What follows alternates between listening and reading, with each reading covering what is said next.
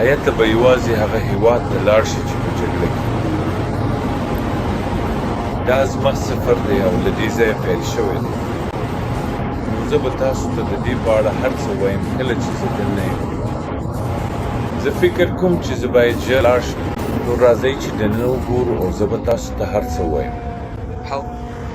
که چیرې یو راکټ د فضا په لور حرکت وکړي او خپل سفر پیل کړي.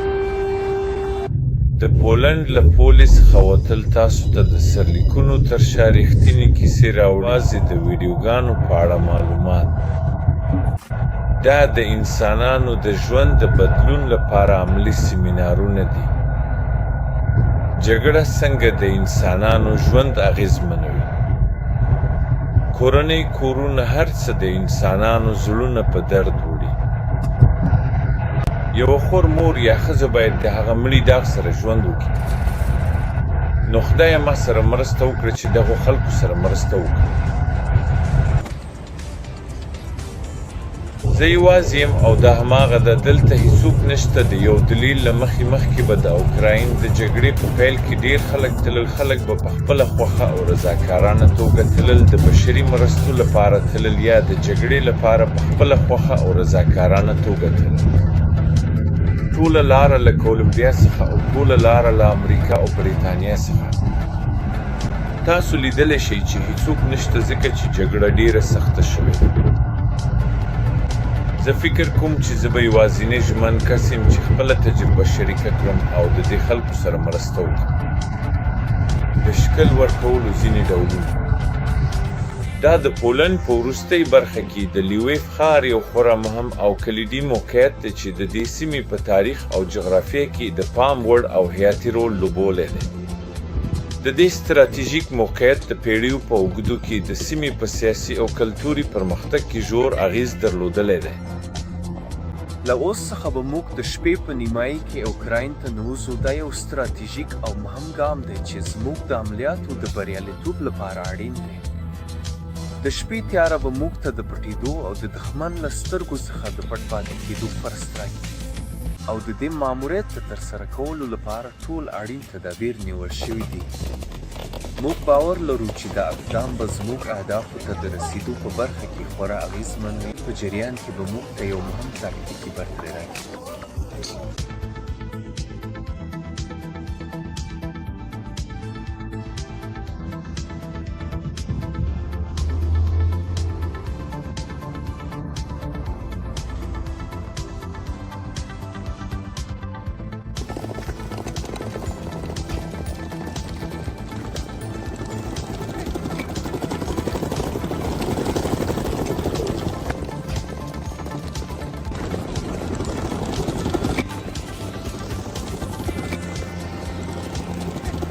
دا ډېر خلک بیرته خپل هېواد ته ځي. د جګړې په جریان کې ډېری خلک له زرګونو څخه ډېر په داسې حال کې څوځي بیرته خپل هېواد ته ځي. تېره شپه ډېر بریدونه وشول. بالاخره زه اوکرایني اورګاډي ته ورسېدم. نو دا د سهار وختي او زه به دلته ناست یم. زه یو څه اندېښمن وم. په حقیقت کې د یو څه ژور اضطراب سره مخ وم ځکه چې ما د دې ټولو چمتووالي او هر هغه څه په اړه فکر کاوه چې باید ترسره شي. دا ټول فکرونه او پلانونه زما په ذهن کې ګرځېدل او ما د دې وضعیت په اړه یو څه اندېښنه احساس کړه. خو بیا کله چې تاسو پیل وکړئ دا له منځه ځي. دا د هغو مسلکي کسانو ترمنځ توپیر دی چې په جګړه کې په پوځ کې وو او د ملکي کسانو ترمنځ. دوی دواړه اندېښمن دي. کله چې دوی عمل پیل کوي نو روزونه پای ته رسیږي او بیا دوی یوازې ورسره معامله کوي ځکه چې دوی پخوانۍ تجربه راوړي او یوازې دا د روزنې ماموریت په توګه ګوري. خو روزنه یو شان ده. نو اوکراین یو ډېر فعال جنګ دی. خلک مړه کېږي. تېره شپه او ملکي وګړي به وژني او ډېر ملکي زیربناوي به زیانمنې او ویجاړې کړي. خو دا هغه ځای دی چې زه یې لاسلیک کوم او زه باید دا وګورم حتی که دا په دې معنی وي چې زه باید ځان په خطر کې واچوم. ډېره اوږده ورځ. ما یوازې سرحد واوښت داسې هېواد ته چې په ټوله جغرافیه کې پکې سخت جنګ او ویجاړۍ روانه ده. 4 کاله مخکې مې افغانستان پرېښود بالکل هماغه ورځ چې د امریکایانو په مشرۍ ناټو ځواکونه له افغانستانه وتل ماتې ومنله او هغه حکومت چې دوی ورسره مرسته کوله ونړېد. زه بیرته بریتانیا ته لاړم. یوازې مې یوه ورځ ارامه تېروله، شاته کېناستم، استراحت مې وکړ او د ارام ژوند مې وکړ. خو ډېر ژر په 2022 کال کې په ټوله نړۍ کې جنګ پیل شو. او دا چې زه همدا اوس ورنوتم ډېر ظالمانه و. زه د اوکراین په اړه خبرې کوم. زه یوازې د پولند څخه د کراکو له لارې اوکراین ته لاړم. او اوس زه به لیویف ته ځم چې یوازې څو ورځې وړاندې برید پرې شوی و د اوږدې مودې وروسته د اوکراین لویدیځه سیمه، ځکه چې جګړه تل په ختیځ کې وه. دوی پکې فراکټونه ویشتل.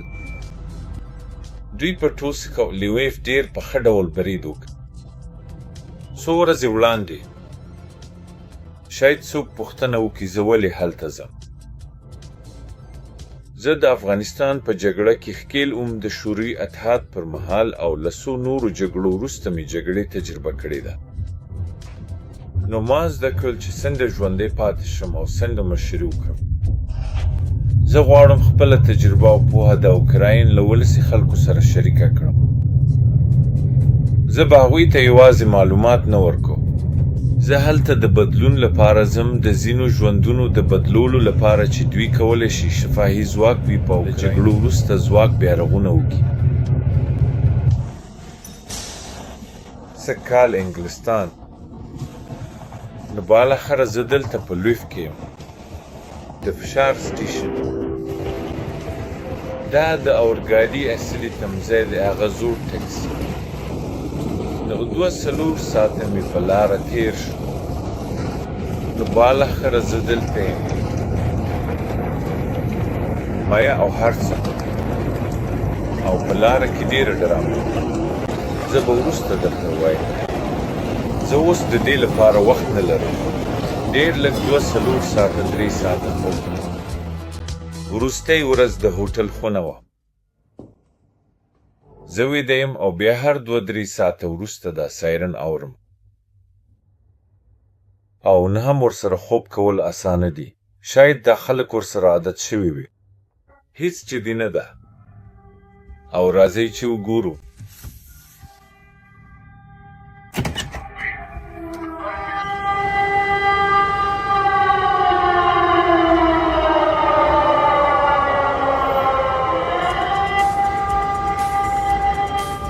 سمه ده.